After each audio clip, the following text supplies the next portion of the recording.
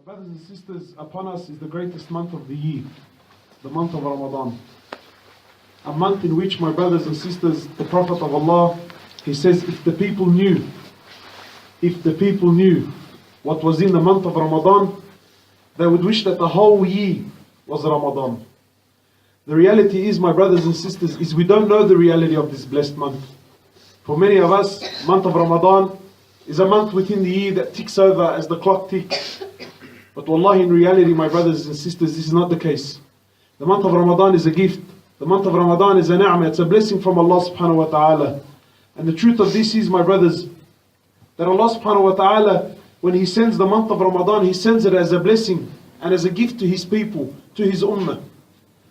Many of us, my brothers, they were with us last year. Many were here with us last year. They fasted last Ramadan, but they're not here this Ramadan. Many within the last week, within the week approaching the month of Ramadan, days before, wallahi, someone I know, days before, Allah subhanahu wa ta'ala took his life. So the fact that Allah subhanahu wa ta'ala has allowed us to see these days is a big ni'mah. A big ni'mah. And my brothers and sisters, the truth is shaitan has been successful.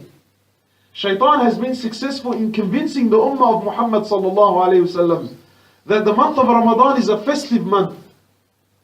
Today, my brothers and sisters, unfortunately, the month of Ramadan has become a month of what? Feasts, get-togethers, hulu.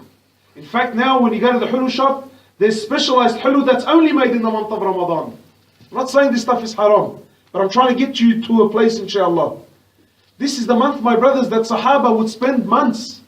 Imagine Sahaba would spend months in preparation and in anticipation for this month. Then they would spend months after crying and begging to Allah subhanahu wa ta'ala that He accepts their deeds in this month. This is the month of ibadah, my brothers. This is not the month, wallahi, this is not the month of feasts. It's not the month of camel burgers and carrot juice and cocktails. Look now, it's become a social month. It's become a month of hanging out. It's become a month of musalsalat. Now, all the juicy musalsalat, when are they released? The month of Ramadan. Anything and everything to keep the ummah of Muhammad sallallahu alayhi wasallam occupied. To the extent where even the non-Muslims, even they're jumping on the bandwagon. Even big businesses now, they're starting to realize the business opportunities in this month. But for a believer, for a believing man and a believing woman, the month of Ramadan is far from this. This is the month of ibadah, my brothers and sisters. This is the month that your heart and your soul has been longing for all year round. This is the month where every one of us that's been distant, every one of us knows himself, every one of us knows the year that's passed. Honestly, you ask yourself, from last Ramadan until this Ramadan, what would you rank yourself out of 10 as far as your relationship with Allah subhanahu wa ta'ala is concerned? So every one of us knows and he senses, this is the month that we get a chance to play catch up. This is the month of Allah, my brothers. This is the month where every single one of us gets the chance to prove to Allah subhanahu wa ta'ala that He's deserving of this month. You know, my brothers, the best analogy that I can possibly come up with is I want you to imagine the local bank here somewhere gave you a call and said to you, ma'am, sir, brother, sister, whatever you like. So you've been chosen from a very large number of people. You've been chosen, you've been selected, mashallah, you're very handsome, you're very beautiful. So look, we've called you over to our bank. We're going to take you downstairs now. We're going to open up our vault. We're going to open the big safe there. And sir, ma'am, today we're feeling generous. We're going to give you 2 hours in our safe. 2 hours in our vault. Walk in and do as you please. Take whatever your heart desires. Imagine this opportunity, my brother and sister. Imagine the bank gave you a call and said to you, come in and bro, go hard. Take whatever you like. Now you tell me, billah alayk, if the bank gave you such an opportunity, are you going to go to the bank in your little 2-door car, or are you going to go there with a big semi-trailer truck? Or are you going to go there and you're going to call your dad, your uncle, your auntie, وستك وعمك وجدك وخالك منك هتخلي حدا بالعيلة, bro. You're not going to leave anyone in your friends and your family, except you're going to tell them, bro, come down and bring your vans and your cars and wait for me outside, because in these 2 hours, bro, I'm going to أخلي شيء in the safe. Why? Because every one of you knows that if I work hard enough in these 2 hours, what am I going to do? I'm going to set myself for what? For life.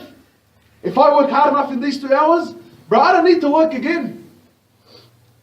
And now you tell me, honestly, if you were in this vault, if you were in this safe for these 2 hours, will you be making phone calls? Will you be sending texts? Will you be on YouTube and sending emails and wallah, selfies and putting up on Facebook? And again, I'm not saying this stuff is haram, but it's a concept. You're going to say to everyone, listen, in the next 2 hours, I'm not going to talk to anyone. Don't call me because I won't be calling you. Why? Because you know that I have 2 hours. And if I go hard, if I do enough work, I'm going to set myself for life. That this is dunya. We understand dunya.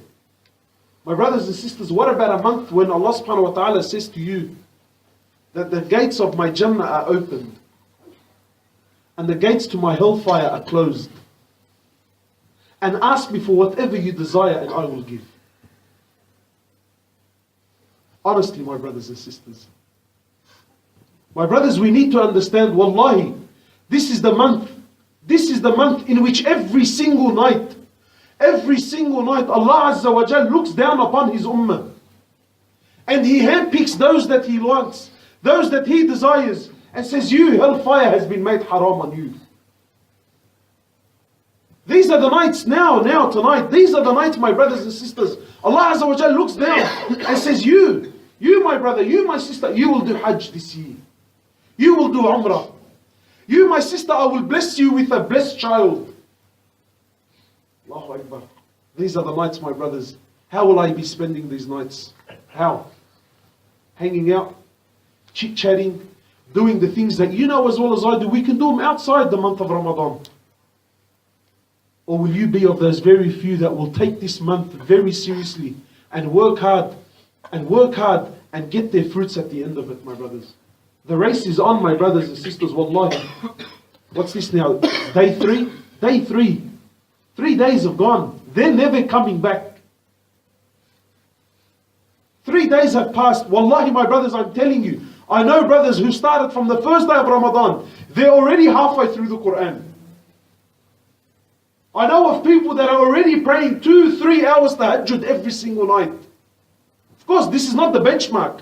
We want to do more. We want to do as much as we possibly can. But where are you in the race?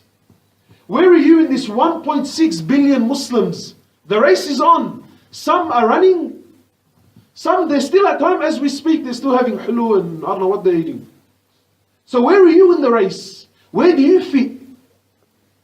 Where am I when Allah subhanahu wa ta'ala looks down upon the ummah and says, you, hellfire has been made haram on you? Am I of the very few that are crying before Allah, worshipping Allah, or reading Quran, or doing an action that pleases Him? Or am I of the many that are doing out there, wasting my time, chit-chatting, being occupied with that which doesn't benefit me? So my brothers, the opportunity is there.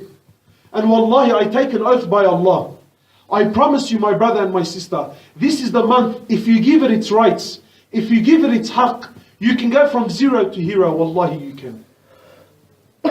If you give it its rights, I promise you, if you work hard enough, you will become from the awliya of Allah. You will become a friend of Allah subhanahu wa ta'ala.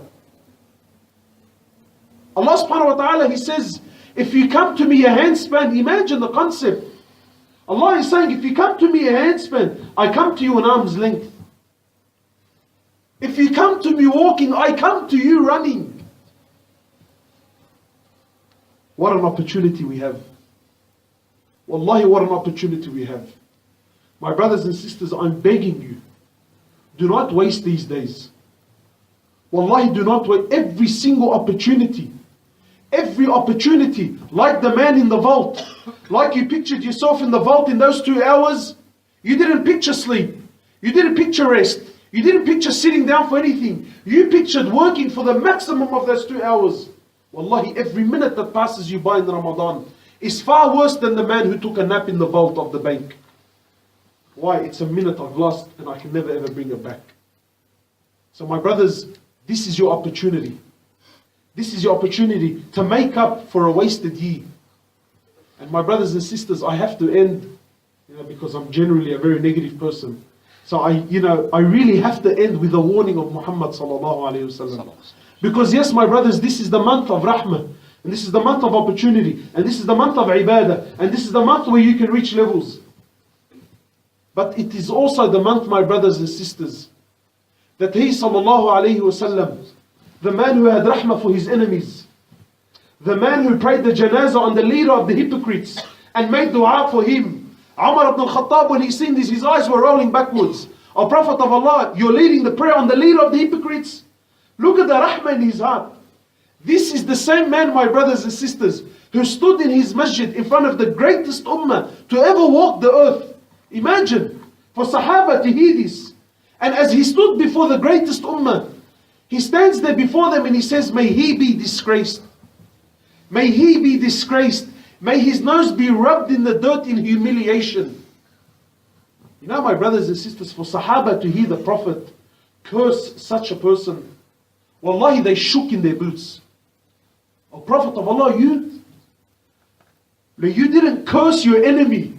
You're cursing a man like this? Who, my Prophet of Allah? Who are you speaking about like this? Who is this destroyed person that you're cursing? What does he say? He says, the man that lives to see the month of Ramadan. He lives out the days of Ramadan.